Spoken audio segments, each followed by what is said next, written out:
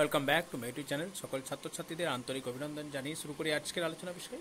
আজকের আলোচনা বিষয় আমার ক্লাস 9-এর অর্থাৎ নবম শ্রেণীর একটি ইতিহাস প্রশ্নকে নিয়ে। যে প্রশ্নটা খুব গুরুত্বপূর্ণ, বিশেষ ক্ষেত্রে 3 নম্বরের প্রশ্ন এসে থাকে। তো সেই প্রশ্নটা হচ্ছে যে গ্রিকের জাতীয়তাবাদী আন্দোলনে বান্দর সমিতি বা হেটাইরিয়া ফিলিপের অবদান কী। তো সম্পূর্ণ বিস্তারিত ভিডিও যাওয়ার আগে প্রত্যেক ছাত্রছাত্রীর কাছে অনুরোধ, তোমরা অবশ্যই চ্যানেলটিকে সাবস্ক্রাইব করো, বেশি বেশি করে দেখো, কারণ তোমরা জানো যে আমি একটা শারীরিক অসুস্থতার কারণে আমি বেশ কিছুদিন বাইরে ছিলাম, যাতে আমার চ্যানেলটি নষ্ট হয়ে গেছে। তোমরা কাইন্ডলি এটাকে শেয়ার করে বেশি বেশি করে দেখে আবার পুনরুজ্জীবিত করে তোলো। যাই হোক, আমরা কথা না বাড়িয়ে আর উত্তরে চলে যাব। তো 1814 খ্রিস্টাব্দে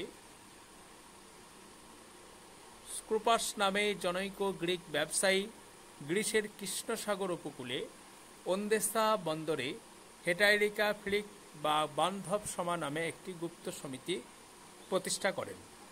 এর উদ্দেশ্য ছিল গ্রিসের স্বাধীনতা অর্জন করা। এই সমিতির গঠন ও কার্যপদ্ধতির সঙ্গে ইটালির কার্বোনারির প্রচুর সাদৃশ্য ছিল। গ্রিসের বিভিন্ন অঞ্চলে এই সমিতির শাখা প্রতিষ্ঠিত হয় এবং সমগ্র গ্রিসের মুক্তি আন্দোলনের ভাবধারা ছড়িয়ে পড়ে। 1821 খ্রিস্টাব্দের মধ্যে এর সদস্য সংখ্যা প্রায় 2 লক্ষ পৌঁছায়।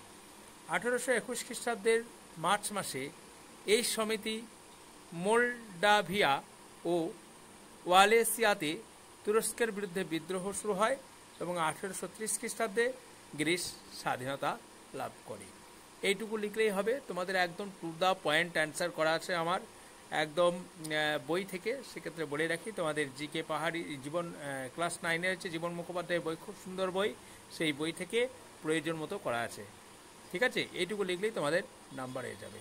চলো দেখা যাবে পরের কোনো প্রশ্নতে আবার।